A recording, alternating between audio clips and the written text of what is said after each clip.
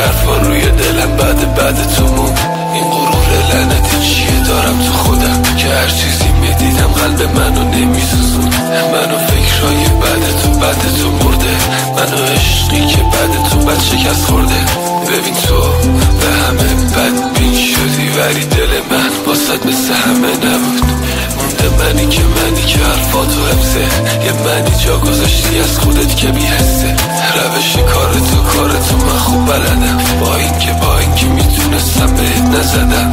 حالا سهم تو شده یه تنهایی کوچیک، شبا تا صبح برام گریه به یاد من موزیک. گوش و حواستو برده اون که در گوشت خون، حالا از همونا که دوست داشتن عجب دوری.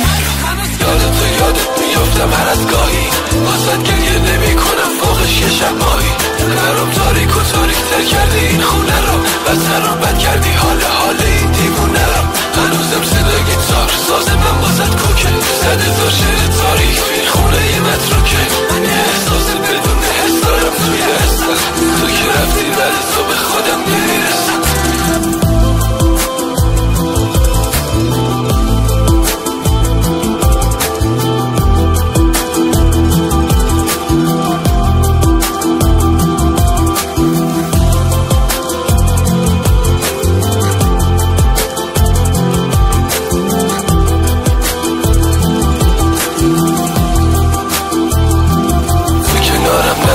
نباشی میشه دیوونگی، ته خونه زندگیمون میشه بیخونگی. کی جامو گرفته بعد من پیش تو، کنارت نموندم تهش بمونه کی.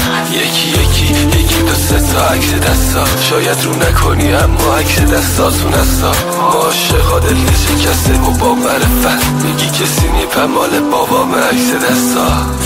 جدایی ما تو شایعشو گفتن شنیدیم لیلی شکست دل عاشقشو.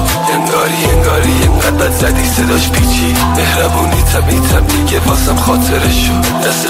دست تو به دامن کسی بندا که بعد من تو را از من جدا کرده 3 سال. گفتم صدایی نمیاد از سمت چپ سینم، باورت نمیشه دست تو روی قلبم بذار.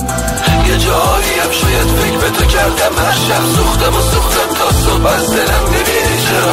یه جایی هم میسوختم تا صبح بازم تو تایی بودی، خاطرات قلب من نمیمیری چرا. یه جایی هم میشد دلتنگ اون صدات شدم، بگو چرا نشستی گفتی از صدام سیری چرا. یه جایی هم تو هر جایی که بودم بی تو، جای تو رو خالی گذاشتم کنارم میری چرا.